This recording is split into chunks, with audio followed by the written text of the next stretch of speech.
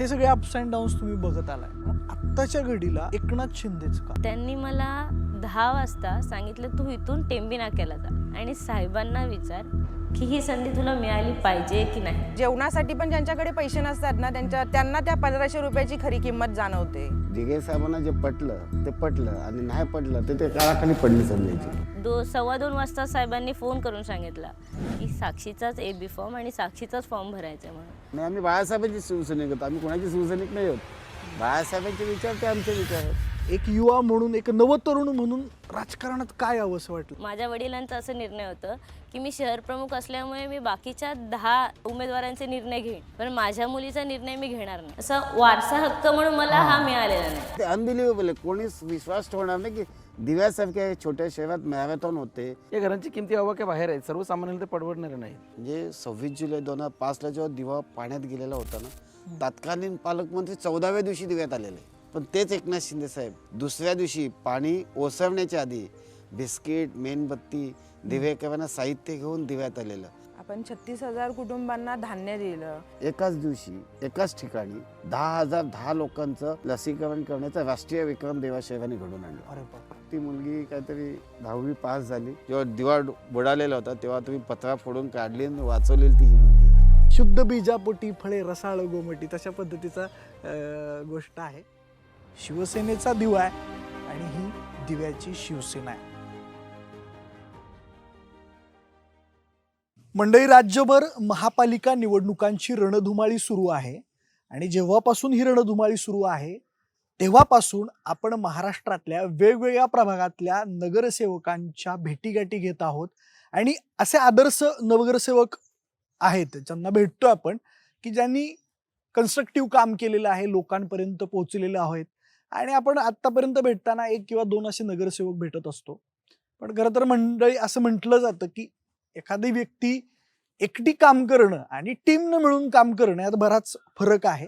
आणि आज आपल्यासोबत शिवसेना शिंदे गटाचे दिव्याची शिवसेना असं म्हटलं तरी वावगं ठरणार नाही, अशी दिव्याची शिवसेनेची संपूर्ण टीम आपल्यासोबत आज या ठिकाणी विशेष भारीच्या मुक्काम पोस्ट इलेक्शनच्या या सेगमेंटमध्ये, खास सेगमेंटमध्ये आपल्यासोबत पॉडकास्ट कट्ट्यावरती आहेत. सगळ्यात पहिल्यांदा मी स्वागत करतो आपल्या दिवा गावचे ज्येष्ठ नेते म्हटलं तरी वावगं ठरणार नाही असे रमाकांत मडवी सर. त्यांच्यासोबत नव्या जोशाच्या, नव्या रक्ताच्या साक्षी मडवीताई आपल्यासोबत आहेत. त्यांच्यासोबत महिलांचे प्रश्न दणदणून मांडणाऱ्या दर्शना म्हात्रे मॅडम आपल्यासोबत आहेत. त्याचबरोबर दीपक जाधव सर आहेत. ही सर्व मंडळी आपल्यासोबत आज दिवा आणि ठाणे महानगरपालिकेच्या दृष्टीनं, आगामी निवडणुकांच्या दृष्टीनं कशा पद्धतीनं सध्या काम सुरू आहे आणि कशा पद्धतीनं काम झालेलं आहे या दृष्टीनं आपण चर्चा करणार आहोत. सगळ्यात पहिल्यांदा तुमच्या सर्वांचं स्वागत आहे विशेष भारीच्या कट्ट्यावरती. आणि सगळ्यात पहिला प्रश्न खरं तर मडवी सरांना आहे. मडवी सरांनी ठाणे महानगरपालिकेमध्ये उपमहापौर या पदावरती काम केलेलं आहे आणि गेले कित्येक दशक ते शिवसेनेमध्ये काम करत आलेले आहेत. भारतीय विद्यार्थी सेनेमधून सुद्धा त्यांनी भरीव असं काम केलेलं आहे. खरं तर पॉडकास्टच्या पहिल्याच टप्प्यात मला त्यांना त्या आठवणींमध्ये न्यावंसं वाटतंय. मडवी साहेब, सक्रिय राजकारणाला कशी सुरुवात झाली? तसं पाहिलं तर ठाणे जिल्हा म्हणजे दिघे साहेबांचा बालेकिल्ला. दिघे साहेबांचं वर्चस्व असलेला हा जिल्हा होता. दिघे साहेबांच्या सानिध्यात काम करण्याची संधी मिळाली. भारतीय विद्यार्थी सेनेच्या माध्यमातून संघटनेचं काम सुरू केलं. मोठा जिल्हा होता, दिघे साहेबांचं काम होतं. आणि पालघर असेल, भिवंडी असेल, डहाणू, शहापूर या ग्रामीण भागात काम करताना दळणवळणाचं कोणतंही साधन नसायचं. तर मग अशा वेळी विद्यार्थ्यांचे प्रश्न निर्माण झाले की दिघे साहेब प्रत्येक जिल्ह्यात पाठवायचे. आणि मग तिथे आम्ही विद्यार्थ्यांसाठी, त्यांच्या हक्कांसाठी भांडायचो.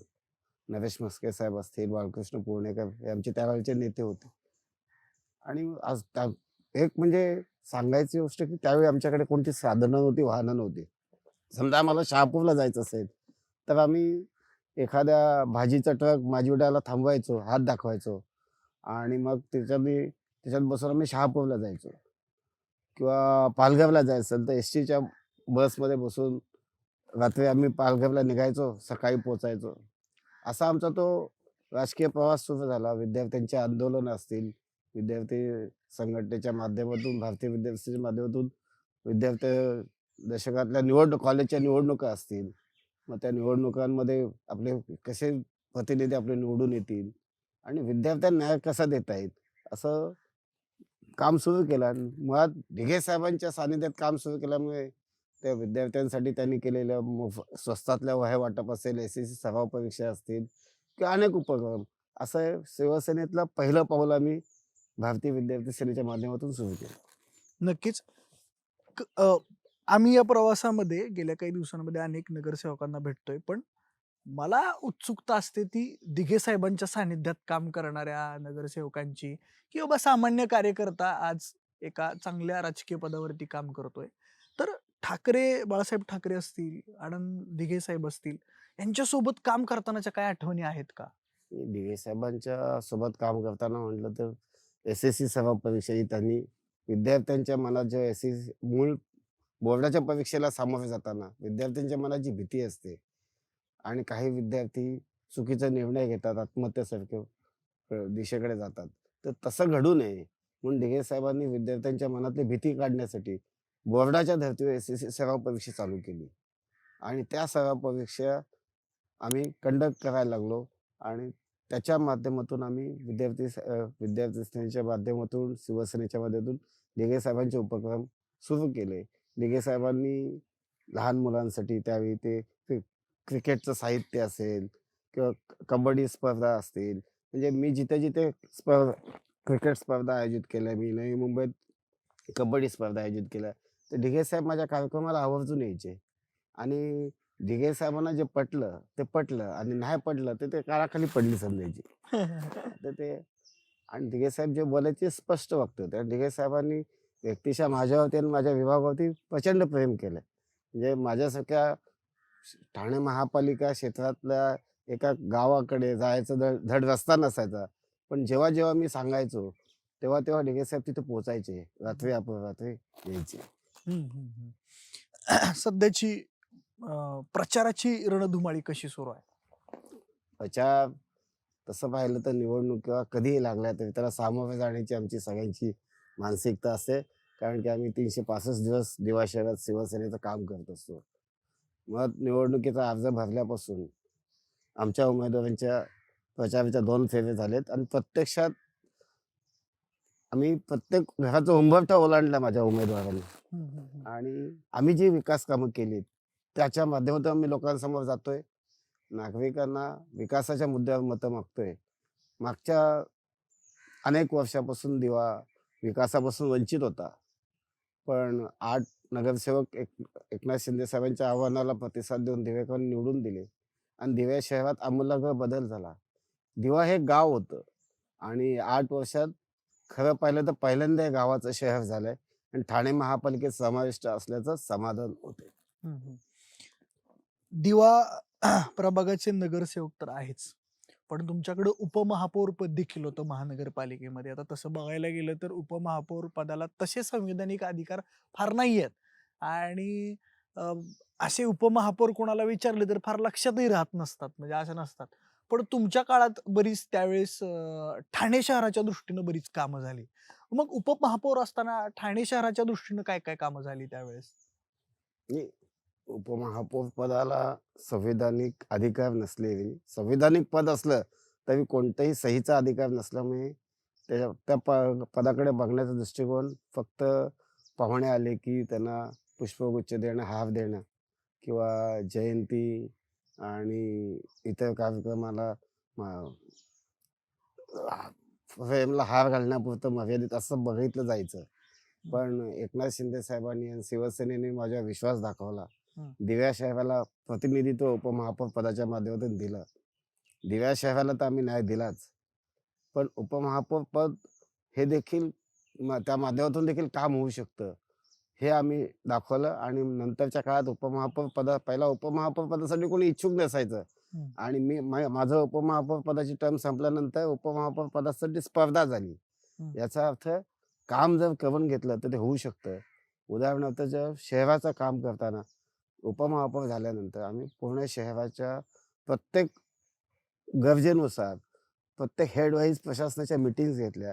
प्रशासनाने आतापर्यंत त्या विभागात काय केलंय आणि भविष्यात या वाढत्या शहराला MMR रिजन मधलं महत्वाचं शहर आहे ठाणे. एकनाथ शिंदे साहेबांचं स्वतःचं शहर आहे. इन्फ्रामॅन आपले विजन असलेले खासदार डॉक्टर श्रीकांत शिंदे साहेबांचं मतदारसंघातलं हे ठाणे महापालिका आहे. खासदार साहेबांच्या सूचना, एकनाथ शिंदे साहेबांना अपेक्षित असलेलं ठाणे शहरासाठी आम्ही प्रशासनासोबत, शेवटी प्रशासन आणि लोकप्रतिनिधी हे नाण्याच्या दोन बाजू आहेत. त्या एकत्र असल्या तरच या शहराचा विकास होऊ शकतो. मग मूलभूत नागरी सुविधा असतील किंवा नव्याने येणाऱ्या जो लोकसंख्या वाढते त्याच्यासाठी वाहतुकीचं हे असेल. आता प्रचंड वाहतुकीचा ताण आहे ठाण्यात. तर महापालिकेच्या माध्यमातून श्रीकांत शिंदे साहेबांच्या आणि मुख्यमंत्र्यांच्या प्रयत्नाने ठाण्याला एक आपण नवीन रस्ता बनवतो जेणेकरून ठाण्याचा जी वाहतूक कोंडीतून मुक्तता होईल. घोडबंदर पट्ट्यामध्ये किंवा मुंब्रा शहरातून कल्याण फाट्यावर ते जे JNPT मधून येणारी जी हेवी ट्रॅफिक आहे ही इथून जाते. त्याच्यामुळे पूर्ण शहर वाहतुकीने हे झालेलं असतं. त्याच्यासाठी दिल्ली बडोदा जो JNPT कॉरिडॉर आहे आपला, तो एकदा पूर्ण झाला की JNPTतून निघणारी सगळी ट्रॅफिक बाहेरनं डायव्हर्ट होणार आहे आणि कल्याण फाट्यापासून म्हणजे दिव्यापासून तर घोडबंदरपर्यंत माळुर्यापर्यंत सगळी वाहतूक कोंडीतून ठाणेकरांना मुक्तता मिळणार. नक्कीच वाहतुकीचा प्रश्न निघाला म्हणून दीपक साहेब तुम्हाला प्रश्न विचारतो की आता प्रभागामध्ये म्हणजे आता शहरीकरण हे झपाट्यानं वाढत चाललंय आणि अगदी दिवा गावापर्यंत लोकांची ये जा तिकडं वाढलेली आहे. तर वाहतूक कोंडीच्या दृष्टीनं वाहतुकीच्या दृष्टीनं कशा पद्धतीनं कामं सध्या तिकडं होत आहेत आणि झाली आहेत आणि भविष्यामध्ये काय प्लॅन्स आहेत? आता आपल्याला माहिती आहे की बडोदा आणि पुणा जो कॉरिडॉर होत आहे त्याच्या माध्यमातून साहेबांनी तर सांगितलं जसं घोडबंदर रोड आहे, घोडबंदर रोडची आपण ट्रॅफिक डायव्हर्ट करू शकतो. तर ठाणे शहराची वाहतूक कोंडीचा प्रश्न तो संपूर्ण जाईल. परंतु दिवा शहरासाठी देखील आम्ही नवीन रस्त्यांची तयारी केलेली आहे. ते येत्या काळामध्ये आपल्याला दिसेलच. ते जर रस्ते झाले तर नक्कीच दिवा शहराची पण वाहतूक कोंडी संपुष्टात येईल. सर आपला प्रभाग हा म्हणजे CRZ अंडर येतो. तर इन्फ्रास्ट्रक्चरला कुठेतरी तुम्हाला संधी कमी दिसतात अशा वेळी. मग अशा वेळी अशा प्रभागात काम करणं किती तुम्हाला संघर्षात्मक वाटतं आणि तरी सुद्धा इथं कामं झालेली आहेत, काँक्रिटीकरणाची कामं झालेली आहेत आणि आगामी काय काम असणार आहेत? दिवा हे सकळ भाग होतं. खाडीने वेढलेलं गाव होती. त्याच्यामुळे हे CRZने बाधित झालेलं नो डेव्हलपमेंट झोन होतं आणि महापालिकेच्या शहर विकास आराखड्यात ते ग्रीन झोन मध्ये होतं. त्यामुळे विकास कामं करण्याची कोणती संधीच नव्हती. पण हे लक्षात आल्यानंतर 2009 पासून तर 2019 दरम्यान श्रीकांत शिंदे साहेब आणि एकनाथ शिंदे साहेबांच्या पाठपुराव्याने आम्ही CRZचं जे नवीन रिलॅक्सेशन मिळालंय त्याच्यातून दिवा शहराला 90% दिवा शहर CRZ मधून शिथिल झालेला आहे आणि त्याच दरम्यान जुन्या शहर विकास आराखड्याची मुदत संपलेली आहे आणि नवीन शहर विकास आराखड्यात जो ग्रीन झोन एरिया होता दिव्याचा किंवा CRZ बाधित होता तो ऑफ झोन झालाय. त्याच्यामुळे आता दिव्या शहरातले इन्फ्रास्ट्रक्चर उभं राहणं, मूलभूत नागरी सुविधा असतील म्हणजे उद्यानं असतील किंवा एखादी व्यायामशाळा असेल, अभ्यासिका असेल किंवा इंडोर स्टेडियम असेल किंवा एखादी म्हणजे बहुउद्देशीय केंद्र असेल, हे असे आम्ही महिलांसाठी रोजगारासाठी केंद्र असतील, तरुणांसाठी काय ते आता हे करण्याची आम्हाला एक संधी मिळणार आहे आणि जागा उपलब्ध होणार आहेत. आता नगरसेवक किंवा स्थानिक स्वराज्य संस्था म्हटलं की थेट जनतेशी संपर्क येतो आणि वेगवेगळ्या घटकांशी थेट संबंध येतो आणि त्यातल्या त्यात महिला घटक फार मला महत्वाचा वाटतो. आता नगरसेवक किंवा शहरामधल्या महिलांचा पहिला प्रश्न कोणता असेल तर तो म्हणजे सुरक्षितता आणि त्या दृष्टीनं कशी कामं सुरू आहेत किंवा अगोदर कशी झालीत आणि काय कोणते प्रश्न महिलांसाठी महत्वाचे वाटतात? महिलांच्या सुरक्षितेसाठी सगळ्यात पहिले तर शासकीय आपण ऍडव्हर्टाईज मध्ये दाखवतो की ह्या नंबरवरती कॉल करा. तर महिलांसाठी गाडी उपलब्ध होईल, महिलांसाठी सुरक्षेसाठी निवारण केंद्र उपलब्ध असतील.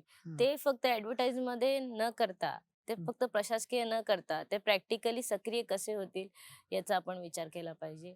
सुरक्षेसाठी म्हटलं तर सगळ्या एरियामध्ये CCTV कॅमेराज लावले पाहिजेत. महिला निवारण केंद्र, तक्रार निवारण केंद्र बनवले पाहिजेत. प्लस आपण महिलांच्या सुरक्षेसाठी प्रशासनातर्फे आपण सेल्फ डिफेन्स कोर्सेस चालू केले पाहिजेत. ते स्वावलंबी कशा होतील, त्याच्याने दुसऱ्यांवरती डिपेंडन्स त्यांचं कसं कमी होईल, या सगळ्या गोष्टींचा आपण विचार. साक्षी, खरं तर मी तुला आरतूर बोलतो कारण आज तुझ्यासारखी युवा राजकारणात येते आणि एक युवा म्हणून, एक नवतरुण म्हणून राजकारणात काय यावं असं वाटलं, हा मला एक प्रश्न विचार वाटतोय तुला. राजकारण म्हणजे राजकारणात येणं असं माझं कधीच ध्येय नव्हतं. माझं समाजकारणाच्या हेतूने असं होतं. मी लहान होते जेव्हापासून मला गोष्टी समजाव्या लागल्या, तेव्हापासून मी माझ्या वडिलांना बघत आले. त्यांचं असं आहे की ते सकाळी लवकर कामाला जायचे. ते आधी कचरा विभागात कामाला होते महानगरपालिकेमध्ये. तेव्हापासून आमची केवळ भेटच नाही झाली. किमान 8वी पर्यंत असताना त्यांची आणि माझी भेटच नाही व्हायची. सकाळी ते कामाला निघून जायचे, दुपारी शाळेत मी जायचे, संध्याकाळी क्लासला येऊन मी लवकर झोपायचे. मग आम्हाला ती थोडी घरातल्यांना थोडी चीड यायची किंवा आम्हाला हे व्यक्ती वेळच देत नाही. असं काय, हे असे काय एवढे रुणलेत समाजकारणात, या हिशोबाने आम्ही सगळं बघत गेलो. जेव्हा एक वेळ आली, सगळ्या गोष्टी समजाव्या लागल्या, तेव्हा माझ्या मनात सुद्धा एक इच्छा प्राप्त झाली की मला सुद्धा ही सेवा करायची आहे, मला जनतेची सेवा करायची आहे, मला नागरिकांशी थेट संबंध साधायचे आहेत, त्यांचे प्रश्न सोडवायचे आहेत. या दिशेने मी 2014 साली जेव्हा डॉक्टर श्रीकांत शिंदे साहेब निवडणुकीत पहिल्यांदा उभे होते, त्या काळात निवडणूक एकदम जवळून पाहिली. 2012ला तर पाहिलीच, पण त्या काळात मी एकदम नॅचरली ऍडल्ट मोड मध्ये होते आणि मला सगळ्या गोष्टी समजत होत्या. आणि तेव्हाच मी UPSCचं पण प्रिपरेशन करत होते. त्यामुळे पॉलिटिक्स, ऍडमिनिस्ट्रेशन या सगळ्या गोष्टी मला फार अशा कळत होत्या.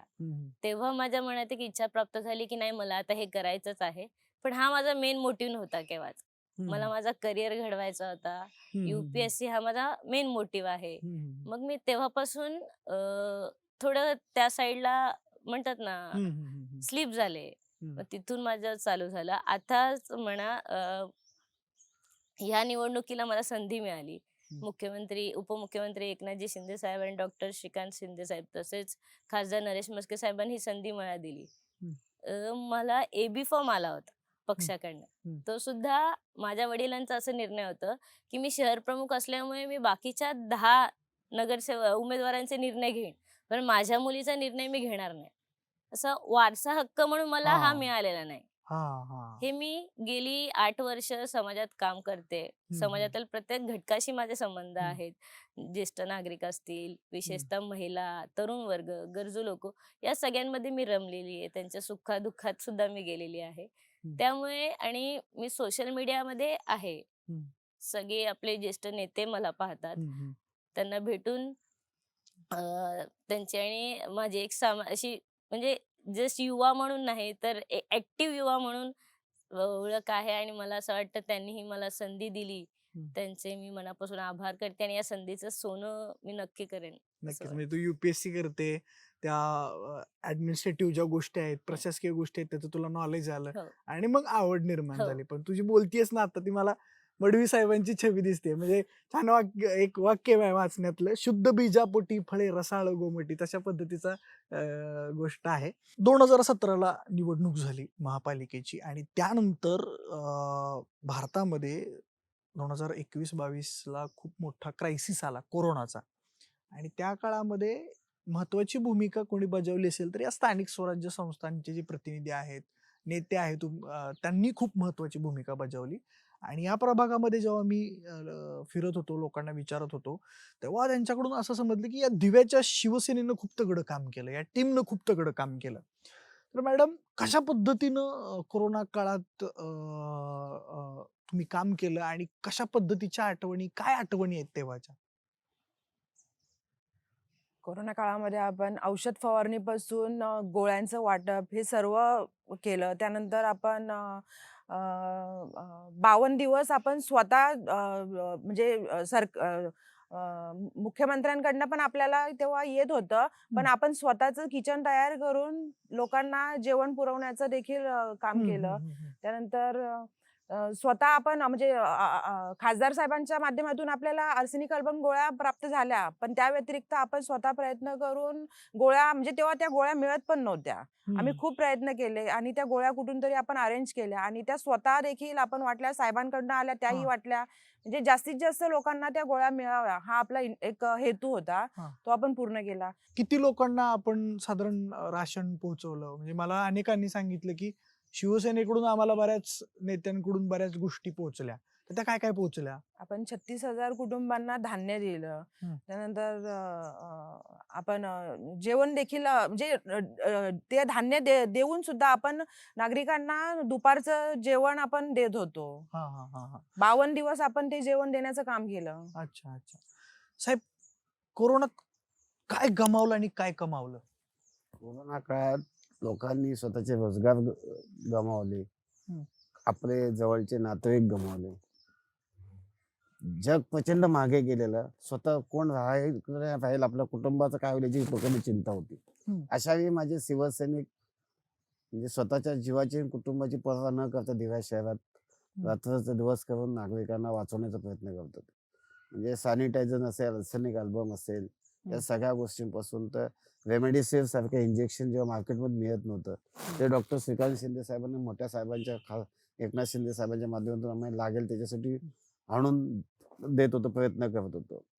सगळ्यात मोठं म्हणजे जे लसीकरण मोहीम ज्यावेळी चालू झाली, त्या लसीकरण मोहिमेत सुरुवातीला आम्ही लसीकरण केंद्रातून चालू केलं. नंतर खासदार साहेब आणि नरेश म्हस्के साहेबांच्या डोक्यातनं आलेले ते परिवहनच्या बस ज्या बंद होत्या त्याच्या माध्यमातून आपण लसीकरण चालू केलं. पण दिव्याची एवढी मोठी लोकसंख्या पाहता की जर एखादी नवीन लाट आली तर दिव्याकरांचं काय होईल या भीतीपोटी एक श्रीकांत शिंदे साहेबांनी एक दिवस आम्हाला बोलवलं आणि सांगितलं की असंच चालत राहिलं खूप दिवस लागते लसीकरणाला. आणि मग त्यांनी सांगितलं मी लस उपलब्ध करून देतो, तुम्ही एक मोठा लस महोत्सव करा म्हणून सांगितलं. आणि मग आम्ही एकाच दिवशी दिव्या शहरात एकाच ठिकाणी 10,010 लोकांचं लसीकरण करण्याचा राष्ट्रीय विक्रम दिव्या शहराने घडून आणला. अरे बाप, एका दिवसात 10,000? एकाच ठिकाणी अरे बाप, एकाच दिवशी एकाच ठिकाणी 10,010 लोकांचं आम्ही लसीकरण केलं आणि ते राष्ट्रीय विक्रम म्हणून नोंद आहे ठाणे महापालिकेच्या नावावर.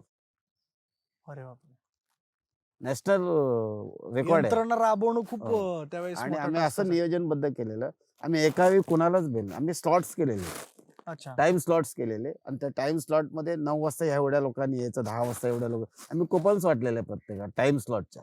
अच्छा. आणि तशा प्रकारे आम्ही नियोजन केलं, बॅरिकेटिंग केलेली आणि तसं लसीकरण करत होतो. आणि शेवटचा आमचा काउंटडाऊन चालू होता 10,001, 10,002, 10,003 आणि जेव्हा 10,010चा रेकॉर्ड झाला तेव्हा आम्ही सगळे म्हणजे जे गमावलं ते लोकांना जे आम्हाला त्या दिवशी समाधान वाटलं की आम्ही काहीतरी या कमावलं म्हणून. आम्ही नगरसेवक पदाधिकारी आमच्या मनात प्रचंड उत्साह होता की 10,010 लोकांचं लसीकरण आज आपण या दिव्या शहरातल्या नागरिकांना सहकार्य केलं आणि हेच शिवसेनेने कमावलं. पडवी साहेब, प्रत्येक माणसाचं आयुष्य हे चढ उतारानं भरलेलं असतं. म्हणजे कोणतंही क्षेत्र असो, अप्स अँड डाऊन्स हे असतात. आणि त्यातल्या त्यात राजकीय क्षेत्र म्हणलं की खूप ड्रामानं ते भरलेलं असतं राजकीय आयुष्य माणसाचं. 2012 साली सुद्धा तुमच्या आयुष्यामध्ये डाऊनफॉल आलेला आणि त्यातून बाहेर पडणं किंवा तेव्हा बऱ्याच गोष्टी घडलेल्या होत्या. त्यातून कसं बाहेर पडलं आणि 2017ला थेट नगरसेवक, हा प्रवास कसा होता? कसं आहे 2012ला सगळ्या यंत्रणांनी किंवा काही विषय मुद्दे पुढे करून आणि एका पक्षाची त्यावेळी आलेली 2009 दरम्यान लाट याच्यामुळे माझा पराभव झाला. दिवा शहर अखेर नैराश्यात गेलेलं होतं. आणि शेवटी कसं असतं की पराभव हा बघावा लागतो माणसाला. चढतं जे असतं ते सगळेच त्याच्यात सहभागी असतात, पण ज्यावेळी आपण पराभूत होतो त्यावेळी आपल्या सोबतच्या लोकांची आपली काय अवस्था असते आणि या शहराचं काय होणार. म्हणजे मी पाहिलं की आम्ही पराभूत झाल्यानंतर प्रचंड दिवा शहर एकदम स्लिपिंग मोड मध्ये गेलेला होता. आणि मग आम्ही ठरवलं की असं करून संघटना जर आपल्याला टिकवायची असेल, वाढवायची असेल तर आपल्याला प्रत्यक्षात काम केलं पाहिजे. माझे सगळे त्यावेळचे जुने सहयोगी लांब झालेले होते. मी नवीन सगळ्या सहयोगांना घेऊन एक नवीन संघटनेची बांधणीला सुरुवात केलं आणि लोकांना म्हणजे नगरसेवक नसताना, अधिकार नसताना देखील, सत्ता नसताना देखील लोक आपल्याकडे येऊ शकतात. आपण वरिष्ठ नेत्यांच्या माध्यमातून जर कामं केली तर होऊ शकतात, हे आम्ही त्यावेळी दाखवून दिलं. आम्ही त्यावेळी निवडून आलेल्या लोकप्रतिनिधींना पेक्षा लोकांचा ओघ शिवसेनेकडे जास्त राहिला. आंदोलनं आम्ही उभी केली, कार्यक्रम घेतले, उपक्रम चालू केले आणि शिवसेनेचं काम आम्ही लोकांपर्यंत पोहोचवलं. आणि हे आम्ही दाखवलं की काम करण्यासाठी फक्त सत्ता असणे गरजेचं नाही, सामाजिक बांधिलकी असणे गरजेचं आहे. मग इतर लोकप्रतिनिधींना काय सांगाल की सत्तेविनाही कशी कामं करता येऊ शकतात? नाही, सत्ता ही गरजेचीच आहे विकासासाठी, पण सत्ता फक्त स्वतःला उपभोगण्यासाठी नसावी, ती समाजाच्या प्रत्येक घटकाला पोहोचवण्यासाठी. आणि जर आपण लोकप्रतिनिधी आहोत तर लोकप्रतिनिधी म्हणून आपलं जे दायित्व आहे लोकांची कामं करण्याचे ते आपण केलं पाहिजे. नक्कीच, नक्कीच, नक्कीच. 2019 तिकडं मी तुम्हाला जरा नेतो. त्यावेळेस फार मोठा पूर आलेला म्हणे या भागामध्ये आणि खूप मोठ्या अडचणी निर्माण झालेल्या होत्या इथल्या लोकांना. आणि 2019चा महापूर म्हटलं की इथली लोक मला तुमचं नाव सांगत होती. नेमकं काय झालं होतं त्यावेळेस? 2019लाही पूर आलेला, पण सगळ्यात माझी आठवण जी आहे ती 26 जुलै 2005. 26 जुलै 5ला MMR रिजन मध्ये पूर्णतः पाण्यात गेलेलं. मी ज्या दिवा शहरात राहतो, सकळ भाग आहे, खाडी किनारी असल्यामुळे तो पूर्ण फर्स्ट फ्लोअर पर्यंत पाणी गेलेलं होतं. आणि मी आमच्या धर्मवीर नगर म्हणून एक भाग आहे, तिथे आम्ही आमच्या ऑफिसमध्ये बसलेलो होतो आणि अचानक दुपारच्या वेळी पाणी वाढू लागलं. असं आमच्या पायाला लागलं, गुडघ्यापर्यंत लागलं. तिथे एक बाजूला किराणाचं दुकान होतं. त्या किराण्याच्या दुकानातनं लगेच आम्ही 10-12 लोकांनी 2 गोणी तांदूळ आणि जे किराणा साहित्य हाताळायला लागेल ते आम्ही घेऊन वरती ठेवलं आणि आजूबाजूच्या चाळींमधल्या लोकांना आम्ही रश्शी आणि आपला रबरचा जो पाण्याचा पाईप असतो असे जमा केले. त्याच्या माध्यमातून लोकांना हाणून आम्ही काढायला लागलो. एक कुटुंब असं होतं जे पत्राची चाळ होती, ते सिमेंटच्या पत्राच्या खाली पोटमाळा असतो बाथरूमचा, त्या पोटमाळ्यावरती स्वतःच्या लहान बाळाला घेऊन ते बसलेलं होतं आणि ओरडत होतं. आमची लोक गेली, आम्ही तिथे त्यांना काढले बाहेर, पत्रा फोडून बाहेर काढलं, त्यांना हाणून इथे ठेवले. म्हणजे जवळजवळ 250-300 लोकांना आम्ही त्या बिल्डिंगमध्ये, त्या परिसरात एकच बिल्डिंग होती, 250-300 नागरिकांना आम्ही कुटुंबाला आणून तिथे ठेवलेलं. त्या मुलांना छोट्या बाळ असलेलं त्या कुटुंबाला आणून ठेवलं. 10-15 वर्षानंतर ती मुलगी काहीतरी 10वी पास झाली आणि तिचे वडील माझ्याकडे त्या मुलीला घेऊन आले आणि सांगितलं की साहेब, ही मुलगी जिला तुम्ही वाचवलेली. अरे वा. आणि त्या दिवशी समाधान वाटलं की आपण केलेल्या कामाचं चीज होते की इतक्या वर्षानंतर देखील लोक आपण त्यांना काहीतरी सहकार्य केले त्याची जाणीव ठेवतात. काय भावना होते त्यावेळेस जेव्हा त्या तुम्ही मुलीला पाहिलं? नाही म्हणजे एखादं जर आपल्यात शक्य असेल आणि आपण प्रयत्न केले तर आपण कोणालाही सहकार्य करू शकतो, हात देऊ शकतो आणि जीवही वाचू शकतो. आज त्या मुलीचं, त्या कुटुंबाचं पुनर्जीवन झालेलं पाहिलंय आणि त्याच्यात आमचं आणि शिवसेनेचं योगदान बघितल्यानंतर दिघे साहेबांनी जे शिकवलंय ते आम्ही तंतोतंत पाळतो आणि त्यांची शिकवण सार्थकी लागली असं समजतो. अशा अजून कोणत्या आठवणी आहेत की थेट लोकांना मदत झाली, अशा काय आठवणी आहेत? लोकांना सातत्याने आम्ही लोकांच्या संपर्कात असतो. आता कोविडमध्ये रेमेडिसिवीर असेल किंवा आम्ही कोणालाही ॲक्सिडेंट केसेस आहेत, अनेक ॲक्सिडेंट केसेस आहेत की दिवा तसा हॉस्पिटल आम्हाला कळवायला यावं लागतंय की प्रायव्हेट हॉस्पिटलला जावं लागतंय. तर स्वतःच्या गाड्यांमधून आम्ही लोकांना घेऊन येतो. ॲम्ब्युलन्स नसायच्या, नंतर आम्ही स्वतःच्या ॲम्ब्युलन्स घेतल्या. आता ते श्रीकांत शिंदे साहेबांना अद्ययावत ॲम्ब्युलन्स दिलेत. लोकांच्या शिक्षणासाठी आम्ही मदत करत असतो. म्हणजे शैक्षणिक साहित्य सोडा, म्हणजे विद्यार्थ्यांची फी, गरजू लोकांची फी, विद्यार्थ्यांची फी भरणं, या सगळ्या गोष्टी करत असताना एखाद्या कुटुंबाचं म्हणजे डायव्हर्स पण आलेली भांडणं मिटवून ते होणार नाही डायव्हर्स याचे प्रयत्न करत असतात. सासू सुनांची भांडणं असतील, हे सोडवण्याचा शाखेच्या मधून कामं चालू असतात. एक समाधान असतं की कुटुंब, कोणतेही कुटुंब विभक्त होऊ नये, हम्म, ते एकत्रित कुटुंब कसं राहील, हम्म. हे प्रयत्न शिवसेनेच्या माध्यमातून होत असतात.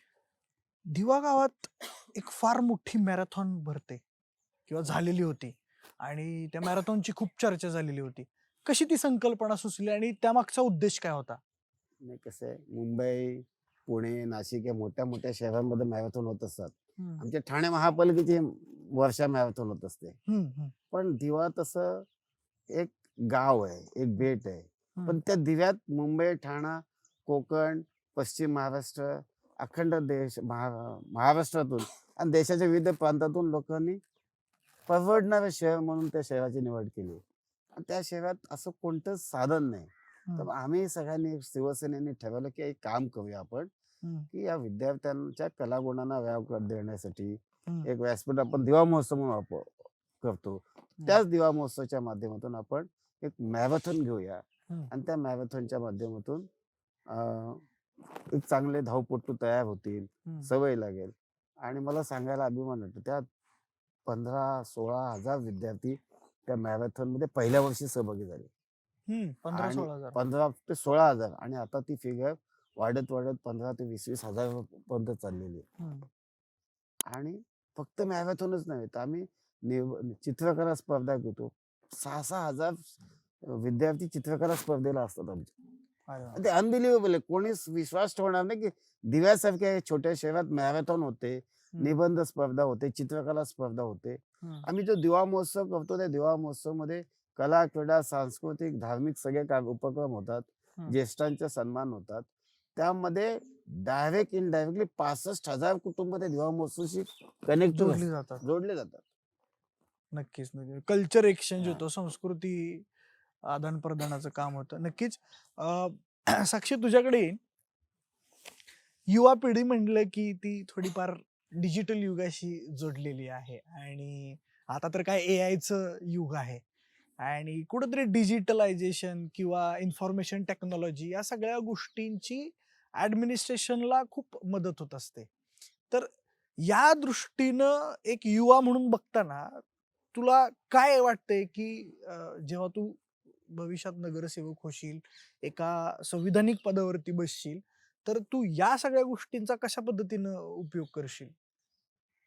मला मला असं वाटतं की पुन्हा एकदा प्रशासन जसं आता गव्हर्नन्सच्या ह्याच्याने प्रत्येक प्रभाग समिती उपलब्ध करून दिली, महानगरपालिकेमध्ये प्रत्येक कक्ष उपलब्ध करून दिलेले, तसंच डिजिटल ई गव्हर्नन्स म्हणून त्यांनी इंट्रोड्यूस केलं पाहिजे लोकांना. ते मध्ये आता आपण जसं तक्रार नोंदवतो तसे ते तक्रार विभाग तिथे असले पाहिजेत. ज्येष्ठांसाठी जे आपण योजना आणतो हम्म. ते लोकांच्या म्हणजे प्रभाग समितीमध्ये फेऱ्या न मारता हम्म. त्या एका ॲपमध्ये ई गव्हर्नन्स, सपोज आता आपलं ठाणे महानगरपालिका आहे, तर ठाणे महानगरपालिकेचं डिजिटलायझेशन झालेलं ई गव्हर्नन्स ॲप.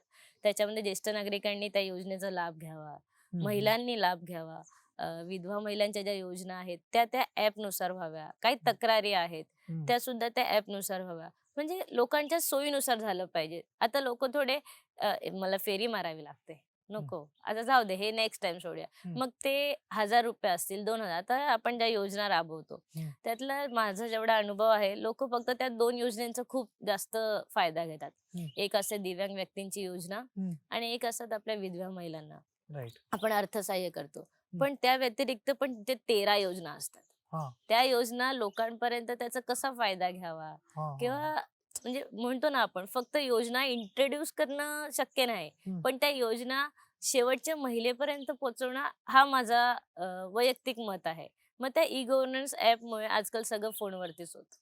तर ते इंट्रोड्यूस केलं तर तरुण, महिला वर्ग, ज्येष्ठ नागरिक किंवा असं म्हणा काही तक्रार केंद्र, कक्ष असतील, ते त्या ॲपवरती डिजिटलायझेशन केलं ना, तर आपल्या महानगरपालिकेला एक वेगळं रूप मिळेल. नाही, मला तुझ्याकडे बघून एक गोष्ट म्हणजे सांगावीशी वाटते विशेष भारीच्या प्रेक्षकांना, की आजकालची तरुण पिढी म्हटलं की लोकांना मोबाईलमध्ये गुंतलेली, वाया गेलेली अशी पिढी वाटते. पण तुला ज्या पद्धतीच्या योजना माहिती आहे, जे ऍडमिनिस्ट्रेटिव्ह वर्क कशा पद्धतीने चालतं हे माहिती आहे, त्याबद्दल तुझं कौतुक आहे खरं तर. युवकांचे कोणते असे प्रश्न वाटतात की त्याच्यावर काम झालं पाहिजे? सगळ्यात मोठी तर जी गोष्ट आहे ती आहे अनएम्प्लॉयमेंट. येस. आता लोक जॉबचं कमी पण स्वतःचं बिझनेस स्टार्टअप्स वरती जास्त लक्ष आहे. आणि मला असं वाटतं जेव्हा शिंदे साहेब मुख्यमंत्री होते त्यांनी स्टार्टअप साठी अर्थसहाय्य सुद्धा केलेलं होतं. पण ते अर्थसहाय्य लोकांना किंवा तरुणांना नीट वापरता आले नाही. कारण त्या लोकांना परमिशन्स मिळाल्या नाहीत. तर काही लोक अशी होती ज्यांना करायचं भरपूर होतं पण त्यांना अर्थसहाय्य उपलब्ध झालं नाही किंवा त्यांच्यापर्यंत पोहोचलं नाही. त्यांची मेन गरज रोजगार जरी असली तरी त्यांच्याकडे खूप सारे आयडियाज आहेत. आपण जर शासनाने मनावर घेतलं तर त्या आयडियाज सुद्धा उपलब्ध करून आज ज्या माणसांकडे म्हणतो ना आपण स्टार्टअप मध्ये इन्व्हेस्टमेंट करू शकतात त्या लोकांना ते आयडियाज आता जसं रिसेंटली तुम्ही ऐकलं असेल शार्क टँक म्हणून तिथे ते आयडियाज प्रमोट करत होते आणि इन्व्हेस्टर्स बसले असतात. हो. तसे मग ह्या तरुणांकडे खूप आयडियाज ज्या अजून कोणाला माहिती नाही ते त्यांनी ठेवलेले आहेत. बाबा ज्यावेळेस माझ्याकडे पैसे येतील किंवा मी कमवेन तेव्हा मी हे नक्की करेन असं. मग त्या आयडियाजला म्हणतात ना आपण एक सपोर्ट दिला पाहिजे. प्रोत्साहन दिलं मग पाहिजे. तुम्ही ते आर्थिक म्हणा किंवा त्यांना जस्ट पार्टनरशिप किंवा जस्ट एक लेटर किंवा सर्टिफिकेट म्हणून दिलं बाबा ह्या माणसाने ह्या मुलाने ही आयडिया दिली होती आणि ही आपण शासनात कुठे राबवू शकतो असं. नक्कीच नक्कीच. दीपक साहेब मला तुमच्याकडे यायचं आहे. मुंबई शहर म्हटलं प्रत्येक म्हणजे मुंबई असेल आणि मुंबईच्या आसपासचा भाग असेल तिथल्या नागरिकाची इमोशन किंवा भावना असेल तर ती म्हणजे असते घर. आणि पूर्वीची जी मुंबई होती आणि आता जी सिव्हिलायझेशन होतंय नगर विकास जो होतोय त्यामध्ये कुठंतरी घरांची रिडेव्हलपमेंट असेल हा मुद्दा प्रकर्षानं समोर येतो. तर आपल्या भागात तर मला वाटतं SRA नाहीये. मग तिकडं कशा पद्धतीनं घरांची डेव्हलपमेंट कशा पद्धतीनं काम होतंय? बघा सर, दिवा शहर आमचं आहे. या दिवा शहरामध्ये सर्वसामान्य लोक राहतात. दिवा शहरातील नागरिक नोकरी धंद्यासाठी मुंबई ठाणे या ठिकाणी जातात. छोटी छोटी कामं असतात. हाऊसकीपिंगचं काम असेल किंवा हॉटेल लाईनचं काम असेल अशी कामं करून 15-20 हजार महिन्याला कमावतात. आणि माणूस म्हटलं की त्याचं प्रत्येकाचं एक स्वप्न असतं की माझं एक घर असावं. आता आपल्याला माहिती आहे की जे मोठे मोठे गृहसंकल्प आहेत, संकुल आहेत, या घरांची किमती अवाक्या बाहेर आहेत. सर्वसामान्यांना ते परवडणारे नाहीत. आपलं एक स्वतःचं हक्काचं छत असावं म्हणून लोक दिव्यासारख्या ठिकाणी जे त्याला आपण इनलिगल म्हणलं जातं अशा ठिकाणी एक छोटंसं घर घेतात, राहतात. पण प्रत्येकाचं स्वप्न असतं की आपलं एक चांगलं घर असावं. तर त्या ठिकाणी आपल्याला शक्य होत नाही. परंतु माननीय उपमुख्यमंत्री शिंदे साहेब यांनी एक संकल्प केला की क्लस्टरची योजना दिव्यात राबवणार आहेत. जर ही योजना राबवली तर जे आज अनधिकृत जी घरं आहेत ज्यांच्यावर प्रेशर आहे की आपलं अनधिकृत घर आहे याचं काहीही होईल तर अशा लोकांना त्या माध्यमातून मोफत घर मिळेल. 320 स्फोटाचं मोफत घर मिळेल. त्यामुळे नागरिक नक्कीच या योजनेकडे आशा लावून आहेत. योजना व्हावी आणि याचा शिवसेना पक्षाला देखील फायदा होणार आहे मतांच्या मार्फत. सर कशा पद्धतीनं ही क्लस्टर डेव्हलपमेंटची आता प्रोसेस सुरू आहे? कशा पद्धतीनं लोकांना घरं मिळणार आहेत? काय काय सुविधा असणार आहेत? क्लस्टर डेव्हलपमेंट योजना ही धोकादायक आणि अनधिकृत घरात राहणाऱ्या लोकांना मदत व्हावी. ते जे धोकादायक इमारती पडल्या बेघर होत आहेत तर त्यांच्यासाठी जी योजना आहे एकनाथ शिंदे साहेबांनी प्रचंड संघर्ष करून आंदोलन करून ती मंजूर करून घेतलेली आहे. आणि त्याच्या प्रत्यक्षात उभारणी देखील इथे वाघे स्टेट पासून सुरुवात झालेली आहे. दिव्याच्या बाबतीत म्हणाल तर दिवा हा पूर्णपणे अनधिकृत आणि आता काही धोकादायक इमारतींचा असलेला आहे. ते याच्यासाठी आम्ही सुरुवातीला पूर्ण दिव्या शहराचं सर्वेक्षण करण्याचा निर्णय झाला. तर निविदा झाली. सर्वेक्षणही 2020ला श्रीकांत शिंदे साहेबांच्या हस्ते शुभारंभ करून झालं. जवळजवळ 95% दिव्या शहराचं सर्वेक्षण पूर्ण झालेलं आहे. आणि आता काही 5% विरोध झालेला तिथे देखील सुरुवात झालेली आहे. आणि त्या क्लस्टरमधून आम्ही गावठाणं बाहेर काढली. गावठाणांमध्ये क्लस्टर होणार नाही असं जी हे लोकांची मागणी होती आणि आम्ही स्वतः मागणी केली. आमच्या दिव्या शहरातली गावठाणं ही क्लस्टरमध्ये समाविष्ट नसणार आहेत. दुसरी गोष्ट कोणतेही क्लस्टर करताना पहिला लोकांची घरं तोडून आणि मग घरं उभी केली तर लोकांचे राहायचे वांदे होतील आणि विश्वासार्हतेवरती प्रश्न निर्माण होईल. म्हणून श्रीकांत शिंदे साहेबांनी असा निर्णय घेतलाय, दिव्याचं क्लस्टर सुरू करण्याआधी एखादा ओपन भूखंड असेल तो एखाद्या शेतकऱ्याकडनं विकत महापालिकेने घ्यावा. तिथे काही 8-10 बिल्डिंग उभाराव्यात आणि मग जिथे पहिला आपण क्लस्टरचं नारळ फोडणार तिथल्या नागरिकांना स्वतःचं हक्काचं घर, पहिला 320 स्क्वेअर फीटचं कार्पेट मोफत घर त्यांना द्यावं आणि मग राहत्या बिल्डिंग तोडून तिथे क्लस्टरला शुभारंभ करावा, असा श्रीकांत शिंदे साहेबांचा मानस आहे. आणि त्या दृष्टीने महापालिका प्रशासनाने काही भूखंडधारकांशी बोलणं देखील चालू केलेलं आहे आणि लवकरच एकनाथ शिंदे साहेबांच्या माध्यमातून राज्य सरकारने महापालिकेच्या माध्यमातून एखादी चांगली शासकीय एजन्सी नेमून दिव्या शहराच्या क्लस्टरचा शुभारंभ सुरू होईल. बडी साहेब, सध्याचं राजकारण जर बघितलं, सध्याच्या राजकारणाची स्थिती जर बघितली आपण, तर खूप चलबिचल झालेली, खूप अस्थिर अशी परिस्थिती आहे. तुम्ही बराच काळ म्हणजे अखंड एकत्रित शिवसेनेमध्येही काम करत होता, विद्यार्थी सेनेतही काम करत होता आणि आता शिंदे साहेबांसोबत काम करताय. हे सगळे अप्स अँड डाऊन्स तुम्ही बघत आलाय.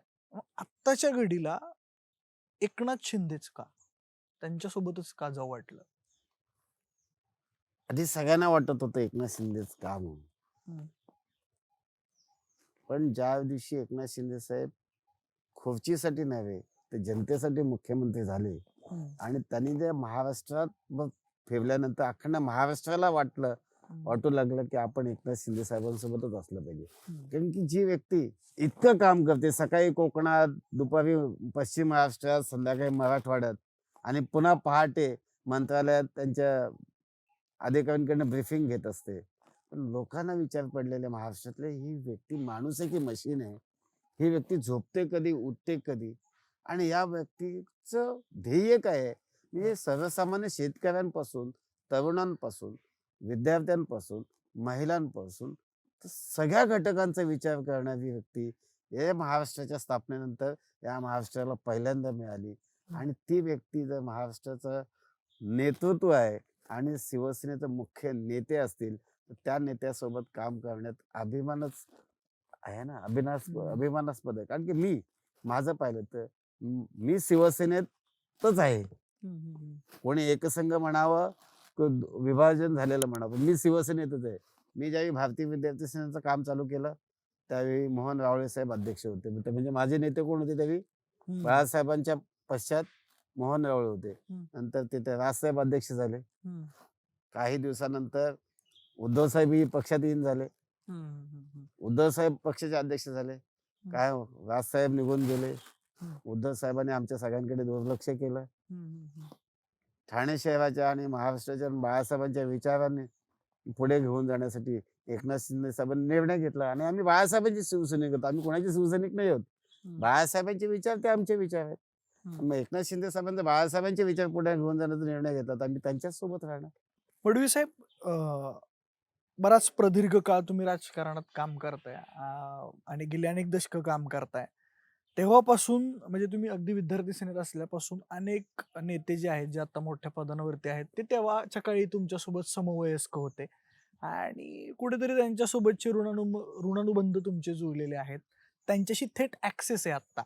कारण जरी तुम्ही नगरसेवक असला तरी तुम्ही आता ज्येष्ठ आहात, त्यामुळं त्या नेत्यांशी थेट ऍक्सेस असणं आणि म्हणजे एकनाथ शिंदे साहेब असतील, इथले खासदार नरेश म्हस्के असतील, यांच्यासोबत थेट ऍक्सेस असणं प्रभागाच्या दृष्टीनं काम करताना किती चांगलं आहे आणि कशा पद्धतीनं फायदा होतो या गोष्टीचा?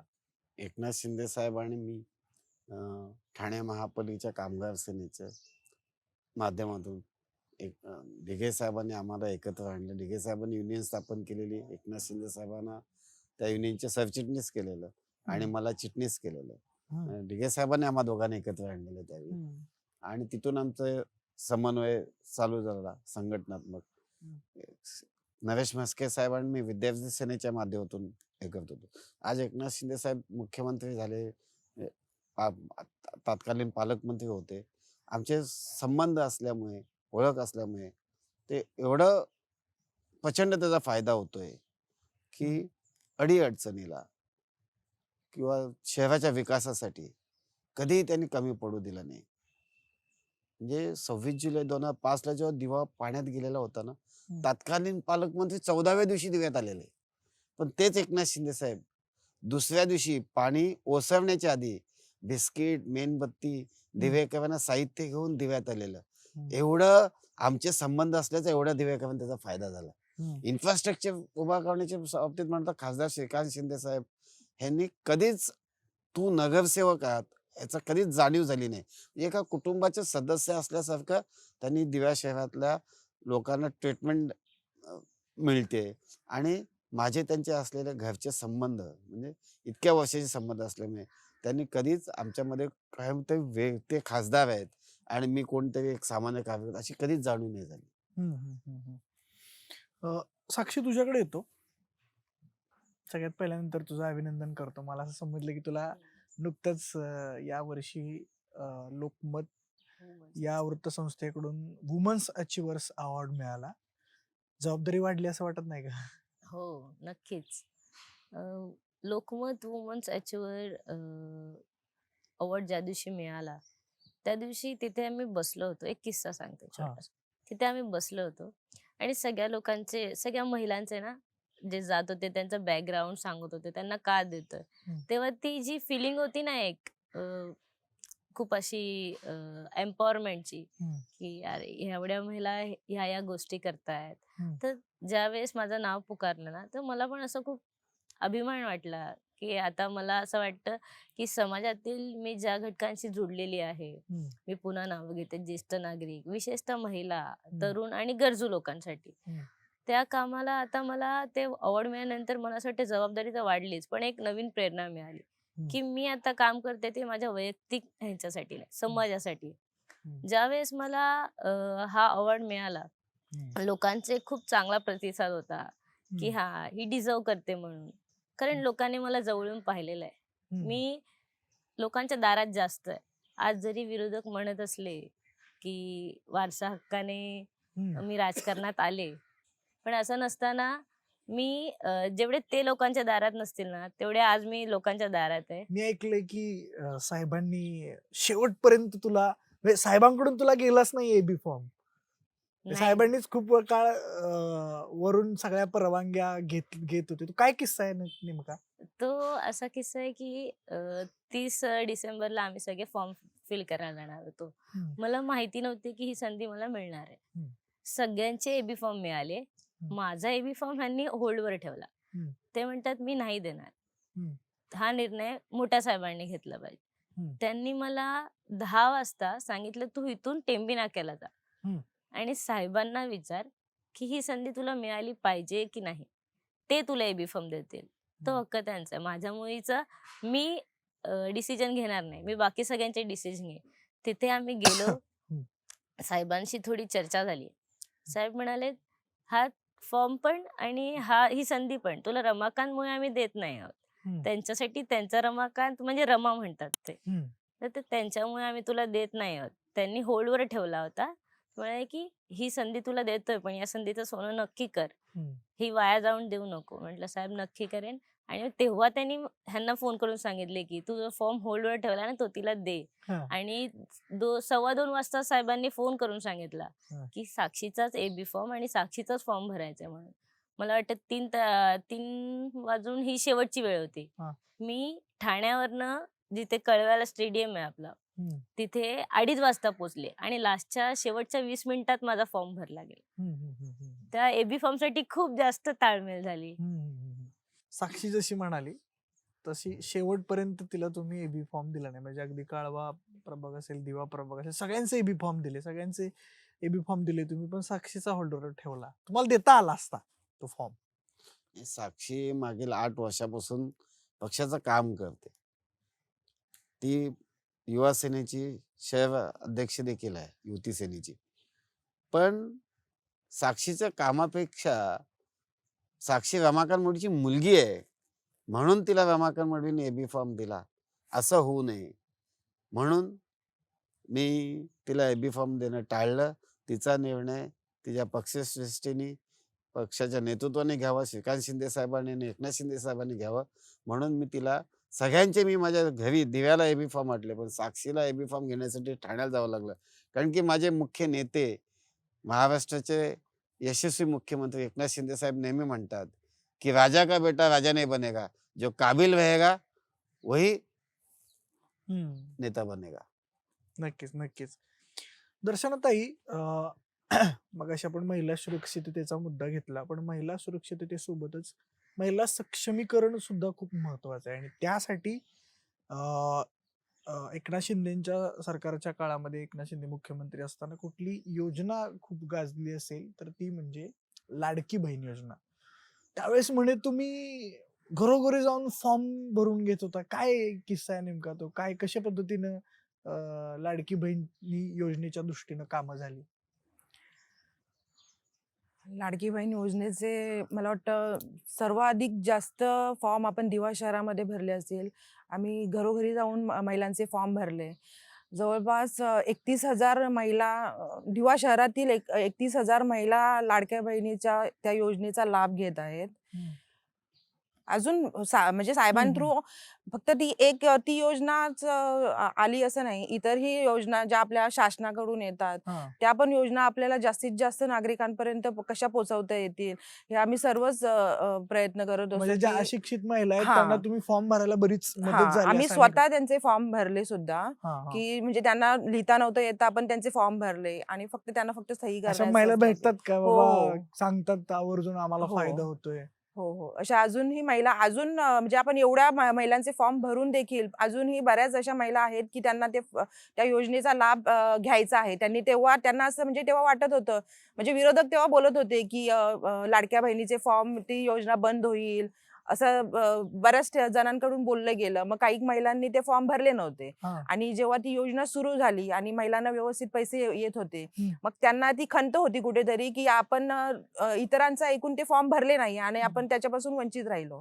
पण आता जसे सगळ्यांना सुरू झालंय ना पैसे येणं, हम्म. मग त्यांना पण वाटतं, की आपले पण फॉर्म भरले जावे. तर आता बऱ्याच महिला येतात, की आम्हाला त्या योजनेचे फॉर्म भरायचे आहेत. हम्म. पण ठीक आहे, आता तर ते बंद झाले आहेत. हा. पण आपण साहेबांनी जर प्रयत्न केला तर अजूनही ज्या वंचित महिला आहेत, हा. त्यांच्यासाठी आपण फॉर्म भरून त्यांनाही त्या योजनेचा लाभ देण्याचा प्रयत्न करू. त्याच शिंदेच्या शिवसेनेचे प्रतिनिधी म्हणून तुम्ही जेव्हा फिरता तेव्हा लोकांच्या किंवा महिलांच्या प्रतिक्रिया काय येतात? नाही, खरंच म्हणजे ₹1,500 ही खूप छोटी अमाउंट आहे. पण त्या महिलांसाठी ती खूप मोठी नक्कीच आहे. नक्कीच. म्हणजे त्यांच्याकडे एक वेळचं म्हणजे जेवणासाठी पण ज्यांच्याकडे पैसे नसतात ना, त्यांना त्या ₹1,500 ची खरी किंमत जाणवते. बरोबर. म्हणजे काही हॉस्पिटलसाठी ते पैसे वापरले, तर काही मुलांच्या शिक्षणासाठी.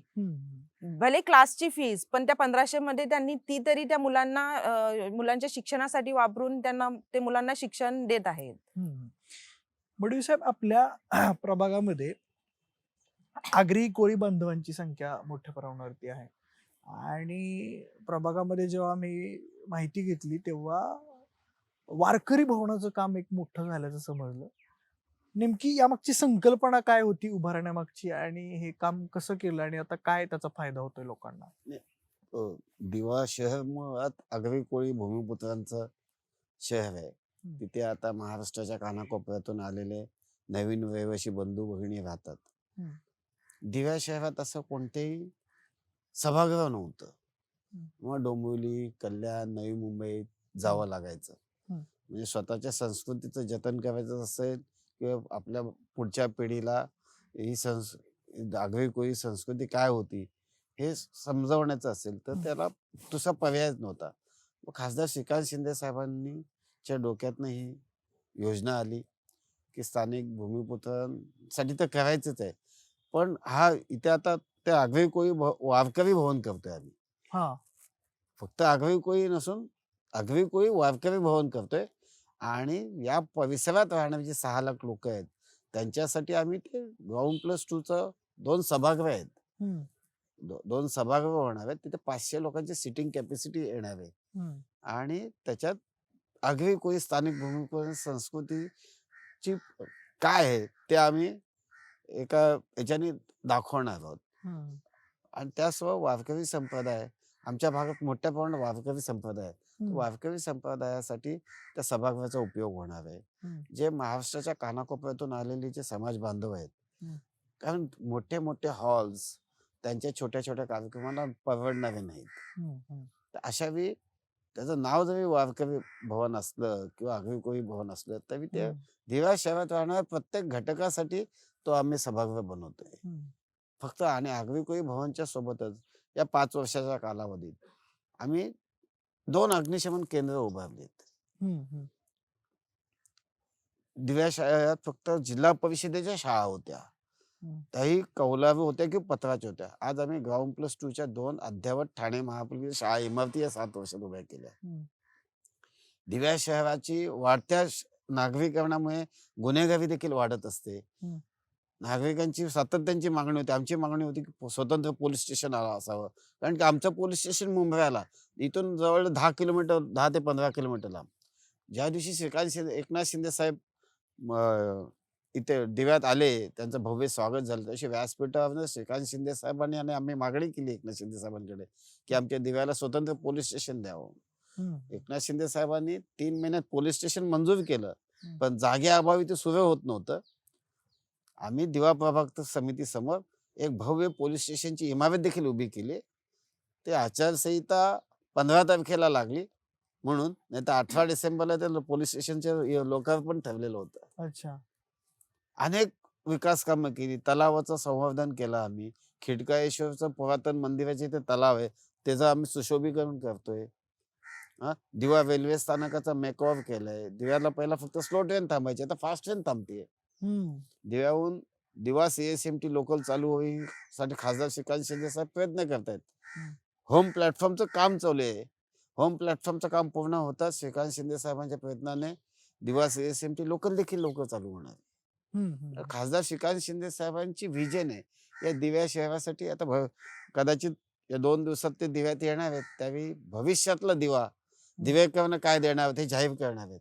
अच्छा. हा. हा. हा. आता आम्ही मूलभूत ज्या नागरिक सुविधा असतात, रस्ता, गटर, पाणी, पथदिवे, शाळा ह्या उभारण्यात आम्ही यशस्वी. दिव्या शहरात एकही आरोग्य केंद्र नव्हतं. हम्म. हम्म. 6 लाख लोकसंख्येत एकही आरोग्य केंद्र नव्हतं. जर कोणतंही लसीकरण करायचं असेल लहान मुलांना किंवा कोणतीही ट्रीटमेंट घ्यायची असेल ते 6.5 किलोमीटर लांब कल्याण फाट्याला जावं लागायचं. हम्म. हम्म. आज या 5 वर्षाच्या कालावधीत आमच्या सगळ्या सहकारी नगरसेवकांच्या सहयोगाने, श्रीकांत शिंदे साहेबांच्या प्रयत्नाने आम्ही दिव्या शहरात 3 आरोग्य केंद्र उभी केली नवीन. हम्म. 3 नवीन आरोग्य केंद्र उभी केलीत आणि त्याची ओपीडी प्रचंड ओपीडी, तिथे मोफत औषधं, मोफत ट्रीटमेंट अशा प्रकारे आम्ही ती सेवा देणार. आणि हॉस्पिटलसाठी दिव्यातल्या नागरिकांची हॉस्पिटलची मागणी आहे.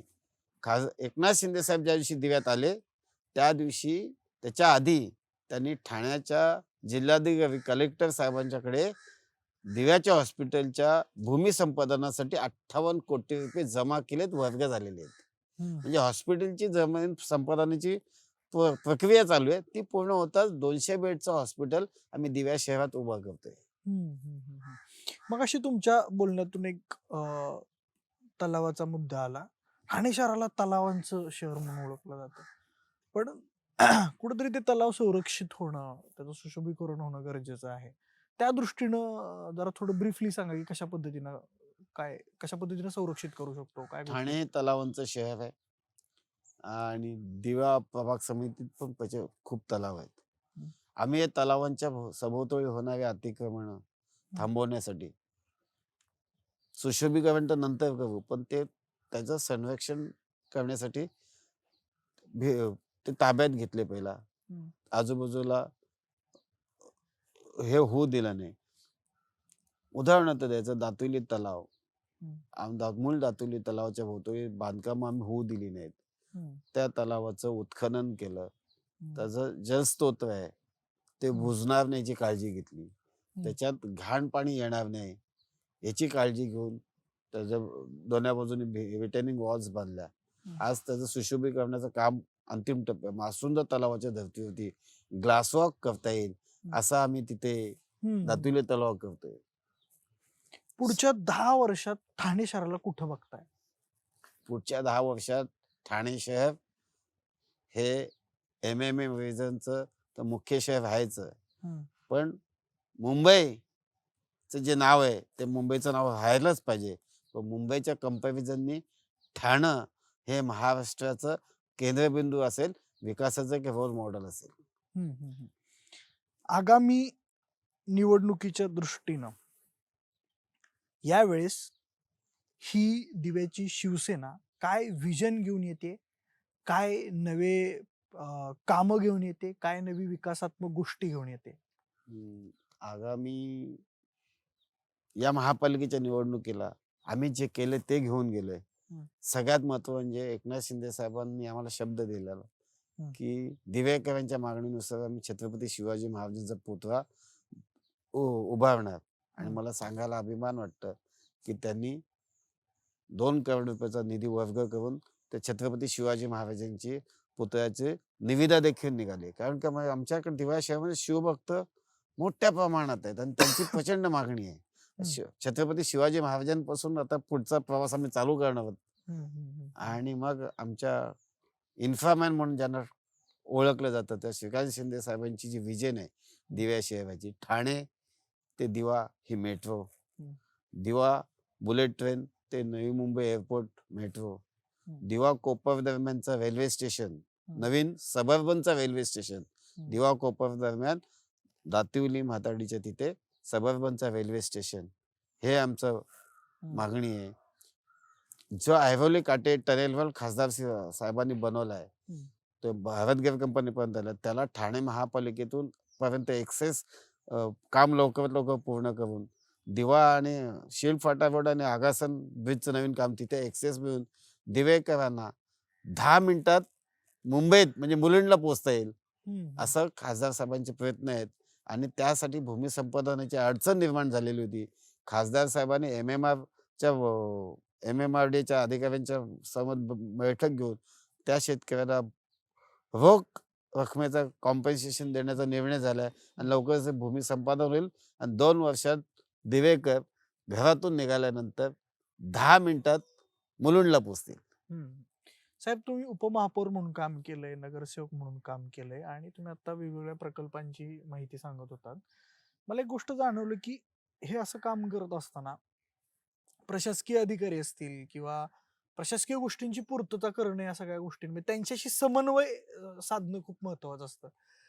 तर प्रशासकीय लेवलला कशा पद्धतीनं या गोष्टींची पूर्तता होते, अधिकाऱ्यांशी कसा समन्वय साधला जातो? नाही, तसं पाहिलं तर एक मानसिकता, भारतीय मानसिकता तयार झालेली आहे की अधिकारी हे कामच करत नाहीत. पण तसं नसतं. नाण्याच्या 2 बाजू असतात. लोकप्रतिनिधी आणि प्रशासन हे जर एकत्र असले तरच ते काम होऊ शकतं. कोणावरती दोष आरोप करून कधीच विकास होऊ शकत नाही. अधिकाऱ्यांकडनं काम करून घेताना आपल्याला काय पाहिजे ते त्यांना सांगितलं पाहिजे. त्यांच्याकडनं काय शक्य आहे ते समजून घेतलं पाहिजे.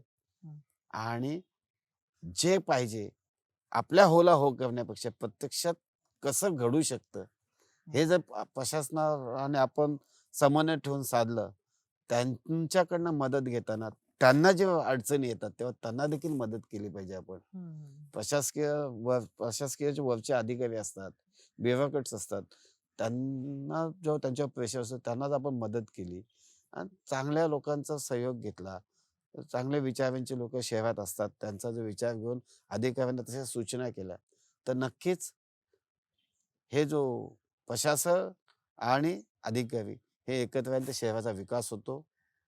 आणि तुम्हाला मी सांगतो बघा, लोकप्रतिनिधित्व नसलं, आता 2022ला आमची मुदत संपली, आज आम्ही 3.5 वर्षानंतर निवडणुकीला समोर, म्हणजे 3.5 वर्ष फक्त प्रशासकाच्या हातात ठाणे महापालिका आहे. महाराष्ट्रात सगळ्याच महापालिका आहेत. पण स्थानिक स्वराज्य संस्थांचा जो विषय आहे, त्यांचे जे अधिकार आहेत, तर सर्वसामान्य माणूस जर लोकप्रतिनिधी नसेल तर डायरेक्ट प्रशासनाकडे जाताना घाबरतो. आणि प्रशासनाकडे जे अधिकारी असतात, जे खाली कनिष्ठ अधिकारी असतात त्यांच्याकडे निर्णय घेण्याचे अधिकार नसतात आणि जे वरिष्ठ अधिकारी असतात त्यांच्यापर्यंत सर्वसामान्य माणूस पोहोचू शकत नसतो. आणि मग काय होतं, हा सगळा एकाधिकारशाही निर्माण होते. सर्वसामान्यांचे मूलभूत सुविधा आहेत त्या देखील त्यांना मिळत नाही, पाणी, गटर, रस्ता. त्याच्यामुळे प्रशासनाकडून काम करून घेण्यासाठी लोकप्रतिनिधी असणं आवश्यक आहे. आणि तरच या स्थानिक स्वराज्य संस्थांची कामं होऊ शकतात. आणि हे या 3.5 वर्षात 5 वर्षात अख्ख्या महाराष्ट्राने पाहिलंय. जे लोकप्रतिनिधींबद्दल जे गैरसमज होते इतके वर्ष, ते मध्यंतरीच्या काळात निवडणुका न झाल्याने लोकप्रतिनिधी किती आवश्यक आहे हे महाराष्ट्राच्या जनतेला त्याची जाणीव झालेली आहे. याच नोटला एक जोडून मला प्रश्न विचारावा वाटतो की खुर्चीवर नसून सुद्धा, म्हणजे आता तुम्ही जसं बोलला की 2022ला कार्यकाळ संपलेला आहे, मुदत संपलेली आहे, तरी सुद्धा काही लोकप्रतिनिधींची मानसिकता अशी आहे की बाबा कार्यकाळ संपला तर आपला रोल संपला. पण सत्तेत नसताना, खुर्चीवर नसताना सुद्धा लोकप्रतिनिधींना काम करता येतं का? कायद्याने किंवा अधिकाऱ्यांनी करता येत नसेल, पण जर तुमचे रिलेशन्स असतील, तुमचे रिलेशन्स असतील आणि तुमचा हेतू जर प्रामाणिक असेल, तुमचं स्वतःसाठी स्वतःच्या कुटुंबासाठी जर तुम्हाला समाजसेवा करायची असेल, तर तुम्हाला कायद्याने निवडून गेल्यानंतरही तुम्ही काय करू शकत नाही. पण जर सामाजिक बांधिलकी तुमची असेल, तुमचा DNA जर सर्वसामान्य जनतेच्या विकासासाठी असेल, तर तुम्हाला कार्यकाळ संपला तरी तुमचे जर रिलेशन्स प्रशासनाशी असतील, तुमच्या डोक्यावर जर तुमच्या वरिष्ठ नेत्यांचा पाठीवर हात असेल, तर तुम्हाला काम करता येतं. त्याच्यासाठी फक्त आपण मुदत संपली आहे म्हणून घरात बसलं तर मग ते स्वार्थासाठी लढलेली निवडणूक असते. याच नोटला आपण थांबूयात. जाता जाता फक्त एक शेवटचा प्रश्न मला विचारावा वाटतोय. एवढं सगळं काम केलेलं आहे, प्रदीर्घ राजकारणात, सक्रिय राजकारणात बराच काळ काम तुम्ही केलेलं आहे, थेट लोकांशी संबंध खूप मोठ्या प्रमाणावर आलेला आहे. असा कोणता क्षण आहे का की ज्यावेळेस तुम्हाला वाटलं की हे जे काम करतोय ते सार्थकी झालं आणि खूप आनंद देऊन गेला तो क्षण? असा कुठला घटना, किस्सा आठवतो? म्हणजे अनेक क्षण आहेत. पूर परिस्थितीतले आहेत, कोविड मधले आहेत. लोक एखाद्याला नोकरी लागते आणि तो गोड घेऊन येतो. एखाद्या मुलीचं लग्न जमतं आणि त्यांना आपल्याकडून काहीतरी मदत होते आणि मग ते ते ते कुटुंब त्यांच्या जावयाला आणि मुलीला आपल्याकडे घेऊन येतात. एखाद्याचं ऍडमिशन करतो आपण आणि तो यशस्वी झाल्यानंतर येतात की एखादी नोकरी लागेल. तर केलेल्या कामाचं समाधान तेव्हाच होतं जेव्हा एखादा म्हणतो की साहेब तुम्ही आमचं काम केलं आणि त्याच्यामुळे आम्ही यशस्वी झालो. तर ते अनेक आठवणी आहेत. ते विशेष करून एक म्हणून काय सांगता येणार नाही, पण अनेक लोक आहेत. तर मध्ये मी मगाशी बोललो की पूर परिस्थितीत ज्या मुलीला वाचवलेली ती तेव्हा 1 महिन्याची होती. ती 10वी पास झाल्यावर तिचे वडील माझ्याकडे घेऊन आले आणि त्यांनी मला सांगितलं की साहेब ही मुलगी 10वी पास झाली, पण हिला काही वर्षापूर्वी तुम्ही जेव्हा दिवा बुडालेला होता तेव्हा तुम्ही पत्रा फोडून काढली आणि वाचवलेली ती ही मुलगी आहे. याच नोटला खरं तर थांबूयात आपण. बाळासाहेब ठाकरे, आनंद दिघे साहेब यांनी उभी केलेली साधी भोळी बावडी माणसं आहेत आणि ती आज तगड्या पद्धतीनं प्रशासन हाताळत आहेत आणि आगामी काळातही हाताळतील. आणि म्हणूनच आता या दिवा प्रभागात प्रत्येक व्यक्ती, प्रत्येक मतदार राजा म्हणतोय की शिवसेनेचा दिवा आहे आणि ही दिव्याची शिवसेना आहे. याच नोटला थांबूयात. मडवी साहेब, तुम्ही विशेष भरीच्या या पॉडकास्ट कट्ट्यावरती, साक्षी मॅडम आहेत, दर्शना मॅडम आहेत, दीपक साहेब आहेत, आपण सर्वजण ही दिव्याची शिवसेनेची टीम या ठिकाणी आली, त्याबद्दल तुमच्या सर्वांचे खूप खूप आभार. या नोटला थांबूयात आणि हा पॉडकास्ट तुम्हाला कसा वाटला आम्हाला कमेंट बॉक्समध्ये नक्की सांगा. सोबतच आपल्या विशेष भारीच्या YouTube चॅनलला सबस्क्राईब करायला अजिबात विसरू नका. धन्यवाद.